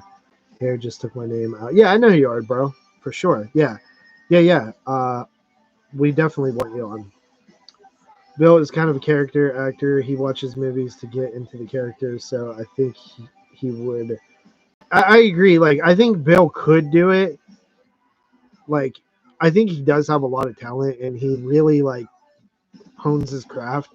And I don't think he would just I think he would be conscious of, I can't make this too much like Pennywise. What's the worst summer camp slasher movie ever made? Oh. I mean, some people would say Return to Sleepaway Camp, maybe. But I wouldn't. Oh, what is that one? There was one really bad one I saw once.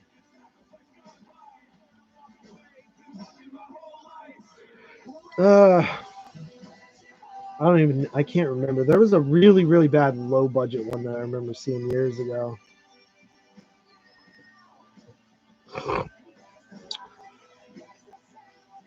You do hear Hollywood Undead. I'm probably going to get flagged on YouTube for that. Damn enchiladas. Stuck on M Island and only can bring 5 movies to watch. Which ones do you choose? Okay. Are we going horror or non-horror? Or both? Answer that and then I'll answer you. Thoughts on Ty West X trilogy? It's my favorite horror trilogy of all time. X10 and Pearl and Maxine both 9. Okay, listen, bro. DK Nez 002. X was really dope. It was a nice, good horror movie. My boy Kid Cudi was in it. I loved it. Um, Mia Goth played two characters. It was really cool. It was a fun slasher movie. Felt like an indie film kind of broke through into the mainstream. Thought it was dope. Like an 8.5 out of 10 dope. Pearl like knocked my socks off. Like that is my kind of movie. I loved Pearl so much. It was my number one of that year that it came out. I absolutely loved it. Maxine just fucking shit the bed for me, bro. I just did not like it. It felt like it just didn't have what the originals two had. It felt like it felt like goofy to me, bro. Like the father character, I felt like he was like just the worst, dude. I actually thought it was like a joke. I was like, wait, is this his actual performance? Like this feels like it's making fun of something, not that it's like supposed to be him actually him. So Maxine was very disappointing to me.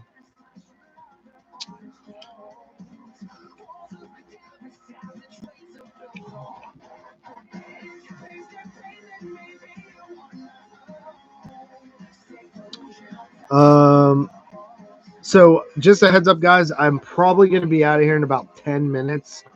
I wanted to stick to around 2 hours. I have a few things to do, but I'm actually very happy that this went well. I think that a lot of people dropped questions and stuff, and it was, you know, there wasn't a lot of dead air besides at the very beginning, so I appreciate that. I'll probably do more of these. Mood says he wants to do one with me soon, so we'll probably do one on his channel soon. But let me just go back and hit a couple of these real quick. Yous have spoken about doing a subgenre top tens on the pod, which I reckon is good, but would love you to put together a top 10 list of movies that scared you the most personally. I would totally be down to do that because that one really doesn't cause, that one doesn't take much prep. Like, I'm not going to go rewatch the movies that scared me. It's more like just memories. Um, but I don't know how like moods and like I never really hear moods say like this movie scared me or anything. Maybe he's like too tough for it, but like I love being scared. It's like my favorite thing. So when a movie scares me, I'll give it props, dude. I love to brag about a movie scaring me. X was solid as hell, 9 out of 10. Pearl, I loved more, 9.5 out of 10. Maxine, I was disappointed by 7. I'm like the same way as you, Sam, really. Hearing what scares you compared to Mid's entire would be neat. Yeah, it would be. Maxine felt overbloated. There was too much going on. Pearl, then X. Maxine is good, but a step down. Maxine's issue was not the subplot with sleazy Kevin Bacon, was the investigator with more interesting than the main story. I hear you on Maxine. I was just entertained the whole time. Do you think Rob Zombie will ever direct another movie? I think so, because I don't see why he would just stop after the monsters. Like, I don't know, like maybe he would stop, but I can see him directing more movies. JP, have you seen The Tunnel? One of the most terrifying film footage shit I've ever seen. Yeah, I love The Tunnel, dude. Not only have I seen it, I picked up the awesome Blu-ray from Umbrella Entertainment. That also had like the documentary about the tunnel on there. It's a really cool movie, and it has a really cool backstory, like how it was funded and released and stuff like that. Um, and honestly, it is pretty scary. We even reviewed it on an episode of the pod years ago for like Found Footage Volume 1 or something like that. So definitely big fan of the tunnel. There was just too much going on. I get Wes wanted to touch on everything in the film he loved, but it was just too much. By the way, Kevin Bacon in Maxine sells me even more on him as Freddy. I liked Kevin Bacon in Maxine. I did.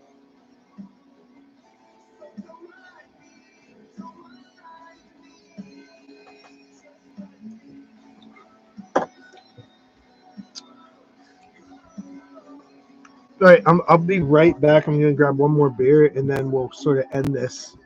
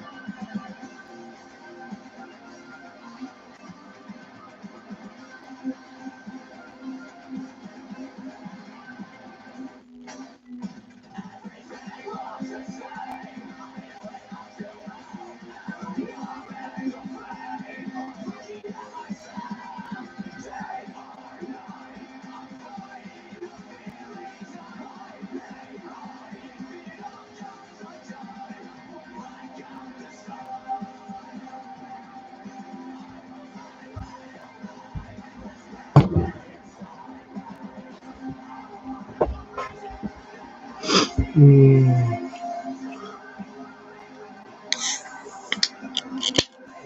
Pretend drink beer. Dude, I've been drinking since before I knew moods, dog. I do like Shock Top, though. I'm not going to lie. See, guys, thanks for combos. By the way, out Lake Mungo scariest from footage, in my opinion, or at least creepiest. Not sure if I never, Lake Mungo never um, really scared me. Any info you can give us on episode 300?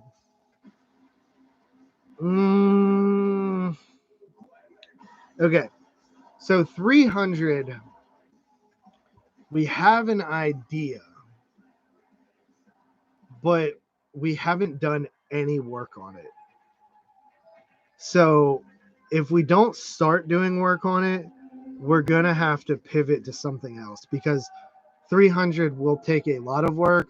The only thing that I will tell you that it's somewhat of like the hint, the only hint that I'll give is it is somewhat of a kind of like list show. So obviously we've mainly done list shows for the landmark episodes, the milestones in the past. Like episode 50, we did like influential horror films. Episode 100, we did our how did we do for 100? The 100 greatest horror films.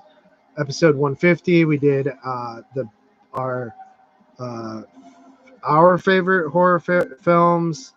And then episode 200, I think we did like our favorite directors, our 50 favorite directors.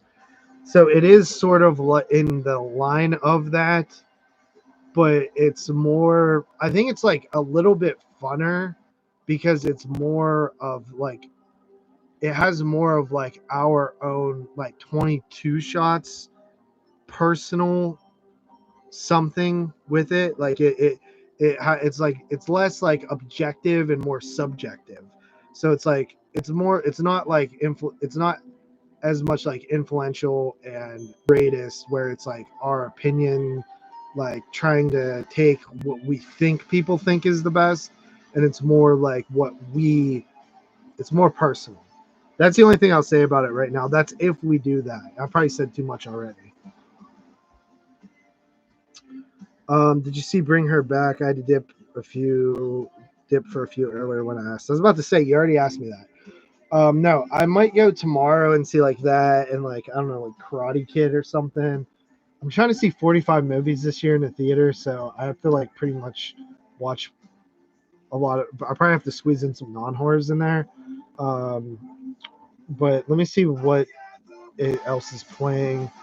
So I could see like Karate Kid's Legends, Bring Her Back, and I might go see that Vietnamese movie, Detective Keen, The Headless Horror. It's 2 hours and 11 minutes, so it's kind of long. I haven't heard anybody talk about it yet, but I maybe might do that.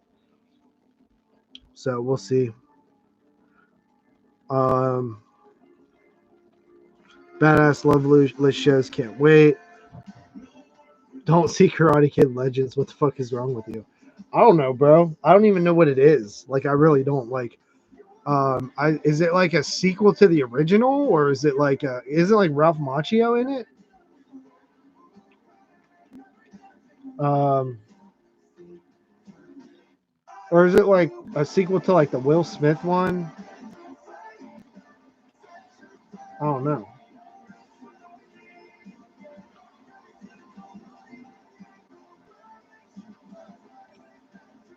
Let's see here.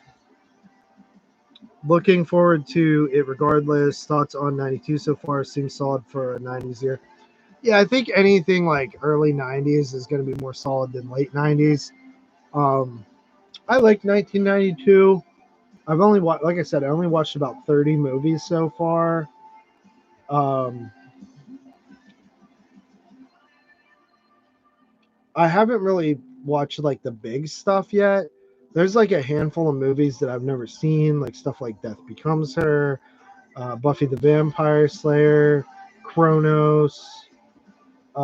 So I'm obviously like there's a bigger like list of heavy hitters that I need to see in order to like, you know, and when I say heavy hitters, I just mean like popular movies um, that I haven't seen yet. So I actually was gonna watch some '92 movies today, but I started like drinking and did this live stream instead.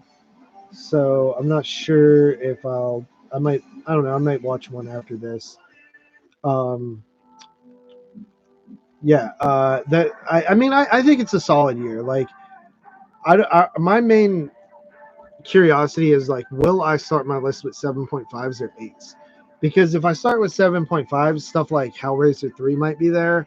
But if I start my films with 8s, then I might not have stuff like Hellraiser 3. So it just really depends. I think there's a lot of like fun movies.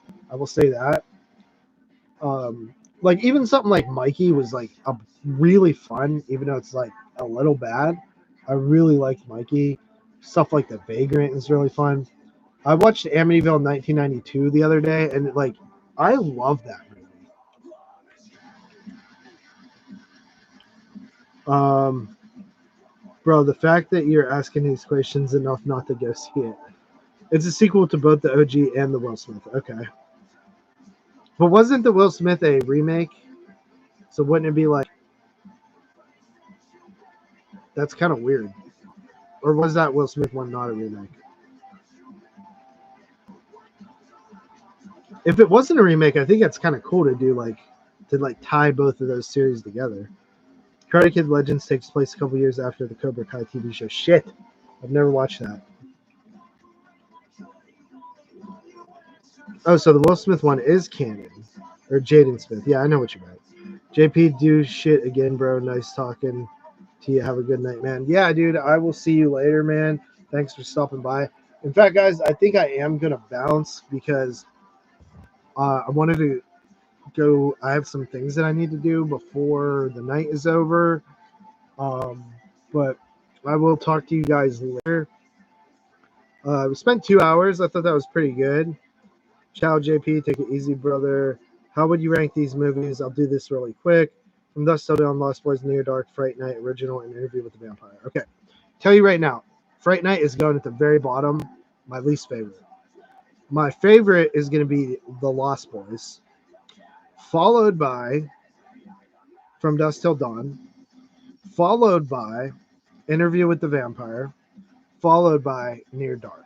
Now, Lost Boys is easily my favorite. It's one of my favorite horror films of all time. From Dusk Till Dawn, I think is just the best movie out of all these. And then, or maybe near Interview with the Vampire might actually be the best one. I don't know. Interview with the Vampire, I think, was like my number 2 of 1994. Fright Night made my top 10 of 85, but like at the very bottom. And I recently watched Fright Night in the theater with Amanda Beers, Stephen Jeffries, and the guy that played Charlie. And even that could not stop it from being really boring during the nightclub scene.